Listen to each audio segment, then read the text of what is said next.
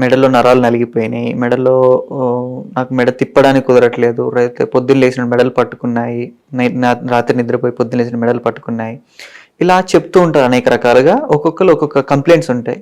దాంట్లో ఒక్క కండిషన్ వచ్చి సర్వైకల్ స్పాండిలైటిస్. మరి సర్వైకల్ ఏంటిది అంటే, సర్వైకల్ అనేవి ఒక 7 రకాల ఎముకలు, అంటే C1 C2 C3 C4 అని 7 రకాలు ఉంటాయి.